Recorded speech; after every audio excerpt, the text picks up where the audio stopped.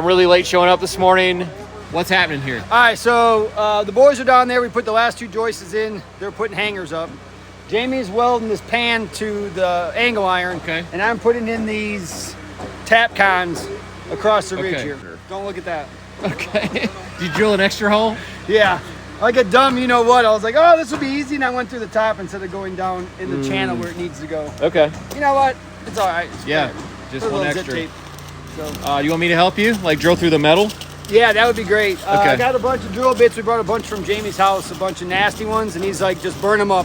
Okay. So sounds good. we got a whole pan full of them. Unfortunately, we're drilling right into concrete here, so we got a bunch of bits. I'm doing a small pilot, then Jono's got the next size up, and then Jason's got the actual masonry bit. So we're gonna basically work our way down this and bolt the you-know-what out of it. It's a little overkill. Well, it's a lot overkill, but that's what we're gonna do. One more layer.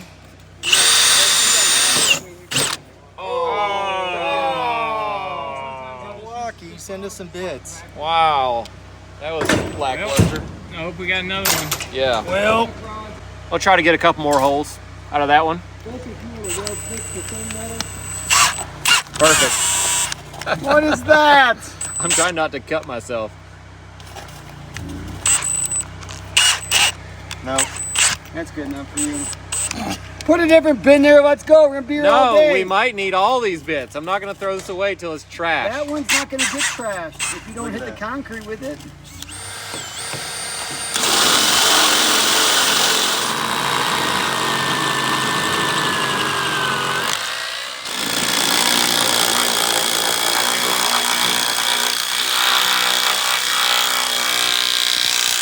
Only about 80 more times on that and we're good.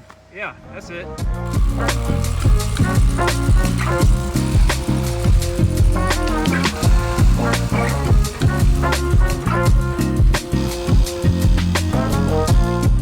Jamie's on the welding crew here. What are you doing? Well, I wasn't gonna do this, but we got rained out for welding. Brock was doing it all, now he's out of town.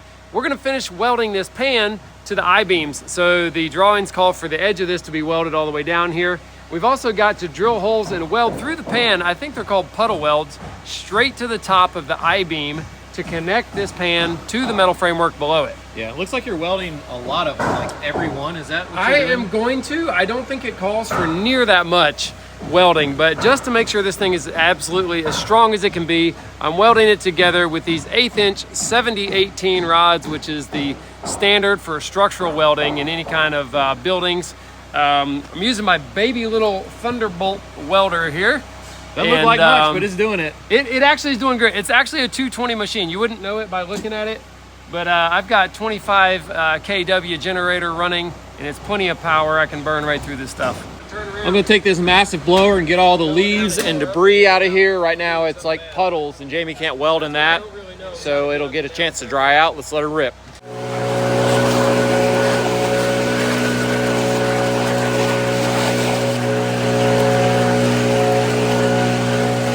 Okay, I think that'll work. Got all the leaves out. I think the rest of the little moisture will dry before he gets here. I think the sun's coming out. You wanna show me how these puddle welds work? Okay, we have a hole drilled through the pan material into the top of the beam, just about a 1/16 of an inch into the top of the beam, and I'm gonna basically just fill that up with liquid metal and make sure that I blend that out into the pan itself, and that'll tie it all together. All right, let her rip.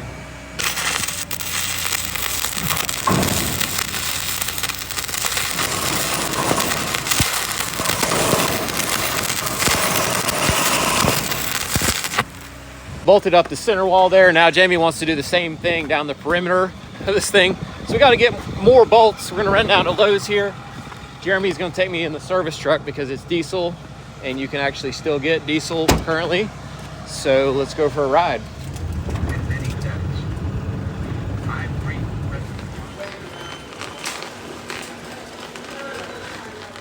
So that was a pretty successful mission. That was the first time I've been in a store in like 5 days where it wasn't total chaos. So we got bolts, we got tap cons to build forms around the bottoms of our beams where the plates are, where we attempted one time to do the non-shrink grout and failed. So we got more non-shrink grout. I got tap cons, so we make little forms around there, and we're gonna try to make this happen again and see if we can get it to work.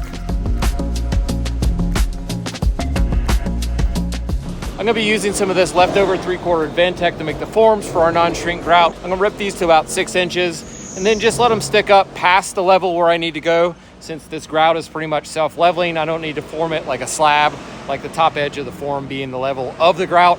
We'll just pour it in there, it'll self-level, it'll be all great.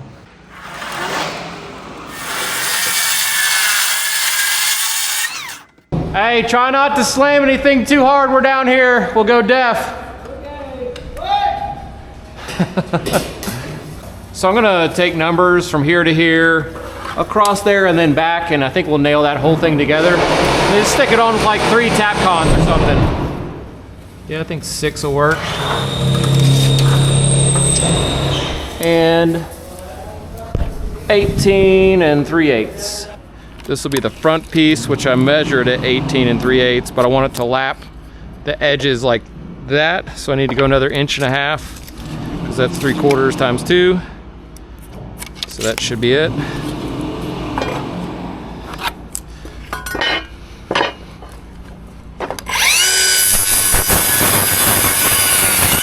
All right, I'm gonna grab my finish nailer and just tack this stuff like this and then put some tap cons in.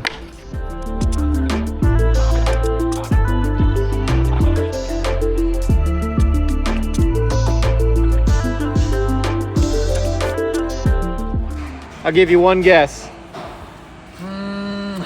Looks like something Jamie would build to put in his truck, maybe to put his his computer on or something. Wrong. Good try. This is for around the pylons to pour the grout. Wow, you're a real construction guy. Is that what it is? Yes. I knew it, baby!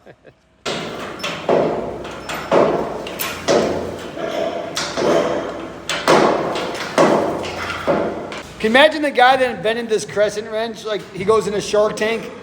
I got this wrench and you can make it any size you want. They'd be like, dude, multi-billionaire right there. Look at that. Any size you want, Daddy. It's amazing. Amazing. Yeah, it still sucks to use. It does suck to use. I didn't know that there's a one way and another way. Like, certain ways you're supposed to turn it. Didn't Jamie say that? Or Yeah. something? Like, you're supposed to put it on certain ways. Pull down, pull down. Pull down. Okay, it just needs to go up. I think this, just push it up tight to the beam kind. That'll give us plenty of room.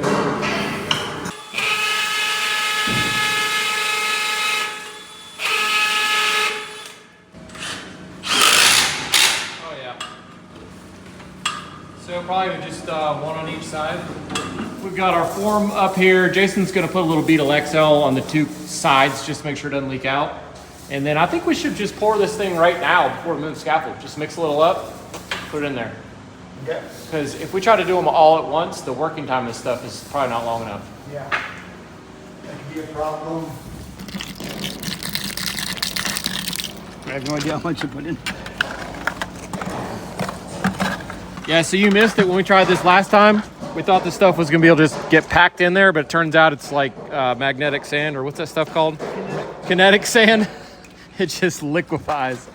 It was a real mess, a real mess. This time we got it. Oh no, you made it too watery, Jason. I tried troweling this, but I think I'm just gonna have to dump it. It's just too liquidy to even trowel. Let's see what happens here. Oh my gosh. What? This is going everywhere. Oh my gosh. It's like a 1/2 inch short of coming up to the plate. Let's go make some Proof of concept though. It works. All right, mix a little more. I guess it doesn't hurt if I fill it up, more. Onto the plate a little bit. I don't think so. What do it look like over here? Well, I'm still a ways from touching the plate over there. It's still flowing that way, I guess. I'm gonna add this last bit with a dipper. That was the box that some of these bolts came in. Oh, that's the ticket right there. Okay, I think we're good there. It's lapped up on the plate just a little bit in case it does need to settle somewhere under there. And we're gonna move to the next one.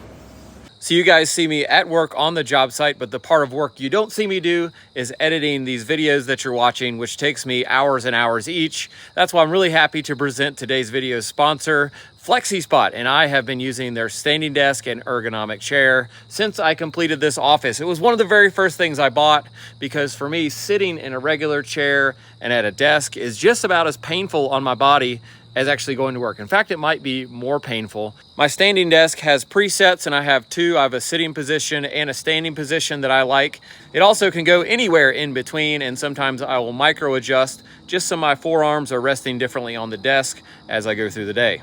The standing desk is also super sturdy. It can lift me up no problem. It would also make a great workbench if you're tinkering with projects in the garage and you want different heights for doing different things. It would be really great for that. And my wife loves using this desk. She'll actually put her walking treadmill underneath of it in the standing position and walk like 8 miles while she's doing work and doing seminars. And the FlexiSpot C7 work chair that I use is super adjustable. Everything is adjustable, including the headrest height and angle. The lumbar even is really great. It has adjustable height. The arms go up and down. They also swivel side to side, back and forth. It also has a forward leaning position that's nice and about 21 inches wide on the cushion, which is really nice. You could even sit cross-legged on the thing if you wanted to. It's just a really well-designed, comfortable, breathable chair, and I've really enjoyed it. Again, this is the desk that I personally use and have been using in my office since I finished my office.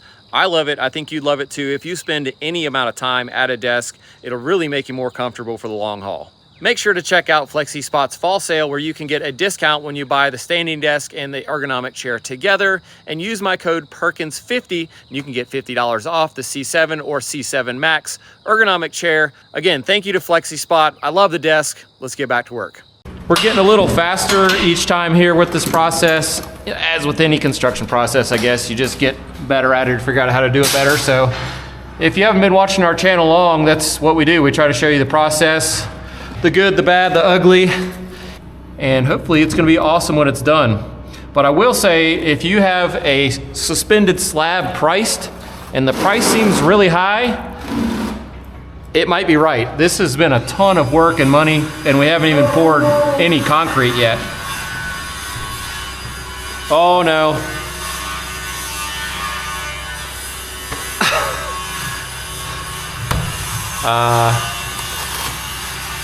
Crap. Oh, oh, dude, it's gonna all run out. Push your legs up in there. Where'd it go?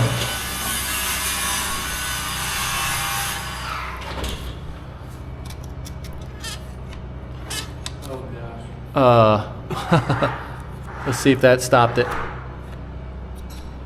Yeah, Lexel! All right, Lexel, good job. So if you missed the point of this, it's to support the bottom of this plate permanently that the beam is sitting on.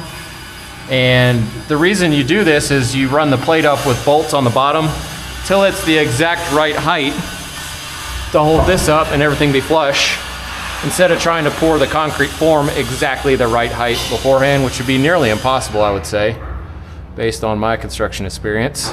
Moving on here, and since the last form leaked a little bit, I went ahead and put a healthy bead of Lexel all the way around this. I'm gonna stick the form to that to seal it, and it may make it kind of crappy to get the form off, but I think this is gonna work a lot better.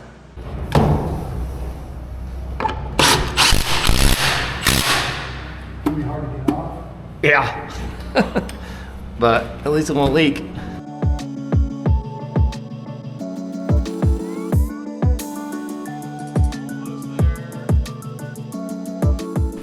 All right, we'll take my scaffold into the hole here and do the last two.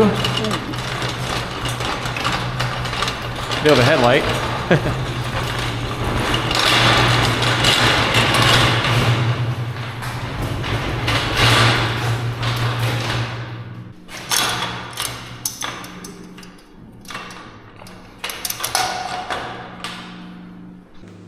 Are you pouring them now? Yeah, they're all poured. Oh, no way. Up to where I'm at. Oh, I thought you were just forming them. No, they're done. We're done, we're out of here. Good. Okay, good. Well, I'm gonna maybe take all the welding stuff home and unload because it's raining across the mountain. I see rain. Okay. So carry on. Carry on my wayward son. There'll be peace when you are done. So I thought I was gonna be okay without the Lexel on this last one, and I was wrong. There was a tiny gap, and while I went to mix more of this stuff, like half of it just ran down the column. So now we're doing a little cleanup here. I think I can get it, at least I noticed.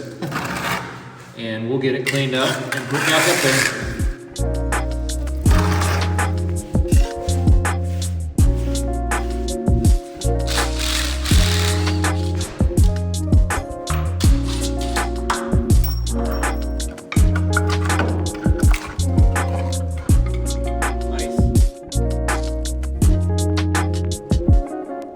Morning. How you doing? Oh, great. Really? Oh, yeah. I'm not convinced. What's happening? Oh, just driving around. Yeah? Enjoying yourself? Yeah.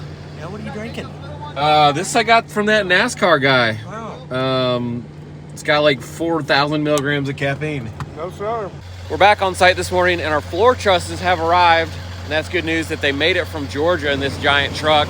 If you didn't catch it, there's been a storm that came through and there was terrible flooding, trees down, power out, everything. So things are starting to come back online, evidently. We just got to figure out where to put these. Oh, there's roof trusses too.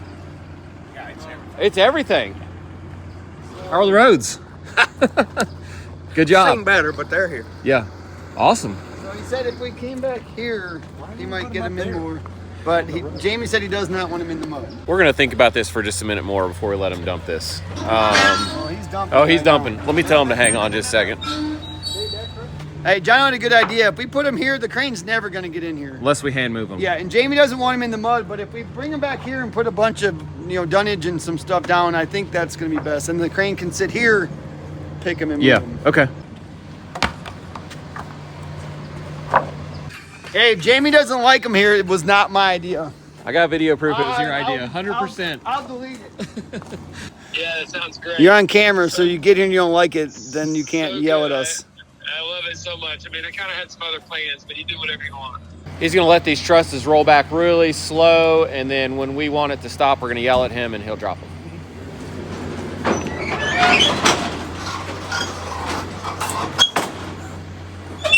That's good. Yeah.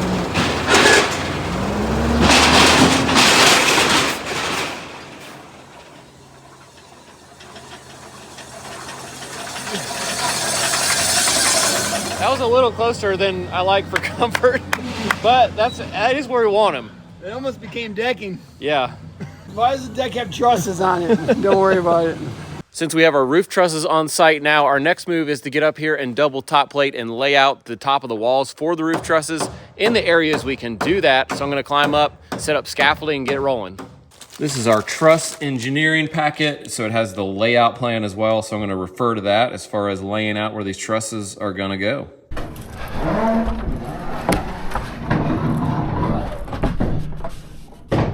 So this wall looks fairly straight. If anything, it's bowed out at that center wall.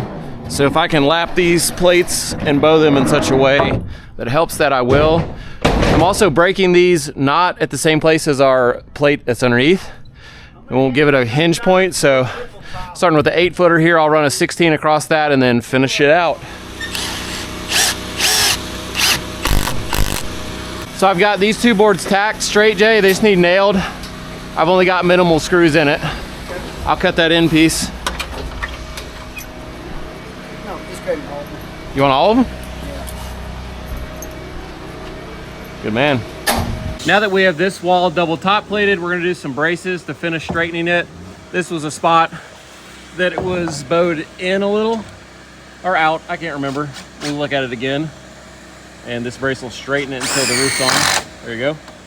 Jono's got us a little contraption set up here to use a regular ratchet strap to pull this wall in while we brace it. It's really hard to pull a tall wall in with a double yellow pine top plate if you didn't know. So, What does that move, bro? I think it's gonna work. We're basically You think? pull the brace until the wall is straight. Dude, it's moved a lot already. Yeah, it's probably better. Let me get up there and sight it. What do you think, Daddy-O? Oh, it's good. Really? There, yeah, I got it. What? Straight as an arrow. Man, Jono!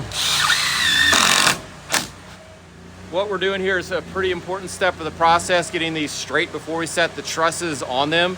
Because once the trusses are on them and then you straighten them, you then move the trusses around and all your overhangs don't line up or anything. So we got to get this right now. Be honest with me, did you think that was going to work? No, I did not at all. Not one bit. It actually worked beautifully. It did, and I never thought it was going to work.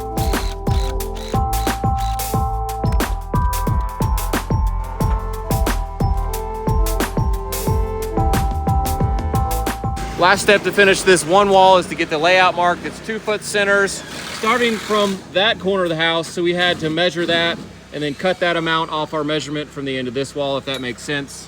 And then this will be ready to start. I've got you hooked right there, Jay. So mark 2 foot next to your right. So dude, I'm pretty tempted to start setting these small trusses today by hand if we can. I know that's not gonna be a popular thing with everybody on the crew, but I'm getting super anxious to get this roof on and get it covered up. Yeah, it needs to get covered up. Yeah, the slab is just taking way longer than I imagined to get it done. And the crane guy is literally broke down right now. He's fixing it as we speak, but yeah. he doesn't give us a definite date yet. I'll do whatever. Huh? All right, that's what I like to hear. You speak for Jono too, right? Yeah. As long as you don't have to paint the trusses, I'll be happy. What do you think? Yeah. These guys? Whatever you're gonna say, I say yes. Okay. Give me $100. Yes. When it comes to you, Perkins, yes is the answer. What's the question? Set trusses, yes. Yes. Okay. Do it. Hey, Ray. Ray Bar. What kind of raise are you trying to get right now? Because I want one too. Yes, Perkins. What do you need? $100. It's in my wallet. Whatever you need, buddy.